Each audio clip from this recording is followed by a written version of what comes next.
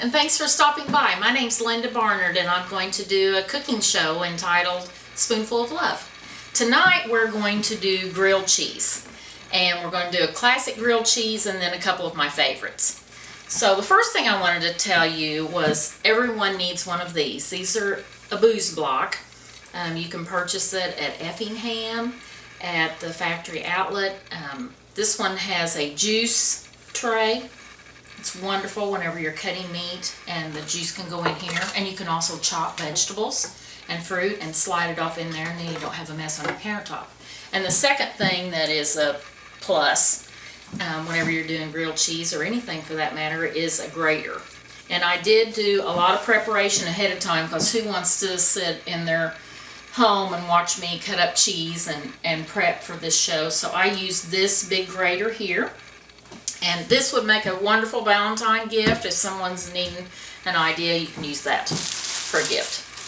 I like to use Texas toast for my grilled cheese because I love bread and the slice is real thick. Typically what you use for grilled cheese is butter, bread, and cheese, but we're going to change it up a little bit tonight. I have several different cheeses here. I've got the Colby, which is a good one. I've also got aged Vermont, and what it is a smooth and sharp cheddar from Vermont that works real good. And then I also have this New Zealand, which is a cross between Gouda and sharp cheddar. That makes a real good cheese sandwich. So there's no rules. It's your cheese sandwich. You can do it how you want to. The first one, we'll just put a little Colby on here. This is good on a hot day. You can open up a can of soup and dip your grilled cheese in there. I'm only going to butter one side of the bread because the other side will have the butter touching the griddle. Okay, here's the first one.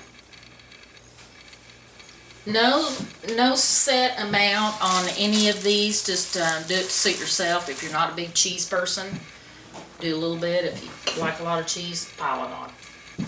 Okay, I'm going to mix these two, this New Zealand and this Vermont cheese. Kind of give it a little kick. After I get through with these grilled cheese sandwiches, if I have any of these little cheese bits left over, put them in a Ziploc bag. You won't be able to leave them in your fridge too long, but then you can add them to a soup or a salad. Works really good. No waste that way. Okay, here's the second one. Now the third one I'm going to make is my favorite, and it's an Italian grilled cheese. Same bread. I have beat 3 eggs, added a little bit of milk, basil, oregano, Parmesan cheese, a little salt and pepper, and made this egg mixture. I've got mozzarella cheese, fresh spinach, and tomatoes. And this has all been washed. So I'm just going to layer this on my bread. I always pick the stems off. I think they're a little bit tough. A little bit of tomato.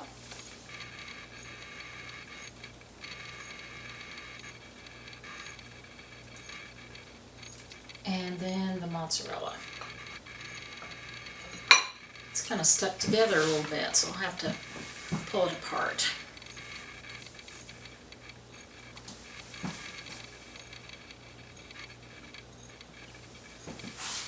I like lots, so I'm going to put the cheese on pretty heavy. I kind of like it to run out of my sandwich when I bite into it.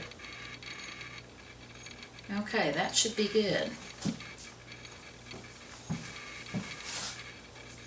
Dip it in there like that. Kind of like making French toast, if you will. And then like this.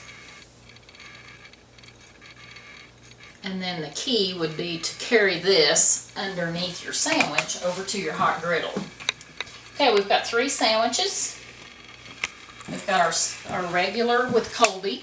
We've got our mixed cheese. And then we've got my favorite. So I'm going to heat up the griddle. We're going to go to a small break. I'm going to clean up. and come back and we're going to do a taste test. Fiber to the home is a new and fast-growing method of providing higher bandwidth to consumers and businesses. Connecting homes directly to fiber optic cables enables large improvements in the bandwidth for faster internet download speeds and allowing you to have expanded television options. Only Wabash built a fiber optic network in this area. Wabash's internet service includes unlimited data usage, consistent and reliable service with 24/7 emergency tech support. Call 665-3311 now to sign up for one of our upgraded packages.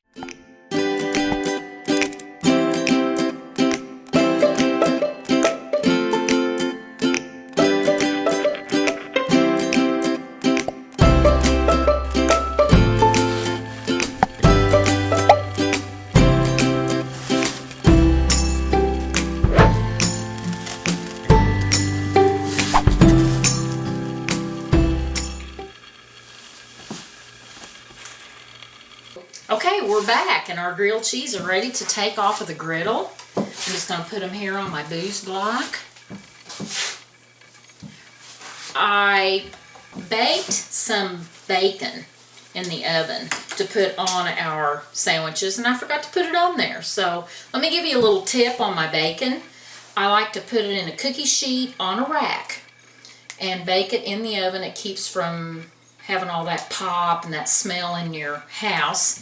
And then you've got the bacon grease in the bottom of your cookie sheet to use for seasoning and green beans or whatever. So anyway, we won't worry about that this time, but you can put bacon in there. Okay, I'm going to cut both of these, or all three of these. Can you hear that crunch? They look like it's really good. Now, I am all about presentation whenever I cook because I think you eat with your eyes first. So, I made these little parchment paper baskets. I'm just going to fix me 3 baskets full. Here's my Italian one. See how melty that is and yummy with that spinach and that tomato in there. Can't wait to try it. And then this is just the regular Colby one. Got a glass of tea there. I've made a little potato salad. Like I say, you can have this with soup. I think something that would be fun to do with grilled cheese sandwiches would be have like a grilled cheese bar and have all of your ingredients out and invite your friends over and everybody could bake their own grilled cheese. I think that'd be really fun. Get a little fork here. Okay, here we go. We're going to do a taste test. Colby. Really good.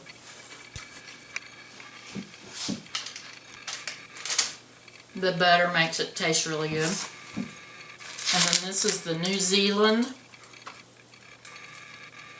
and the Vermont mix. A little sharper. Very, very smooth. See how that's melted out of there? Great. Better have a bite of this potato salad too.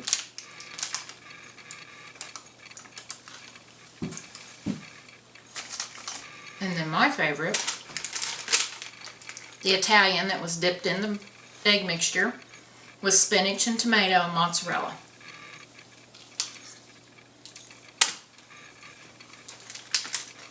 Really, really good.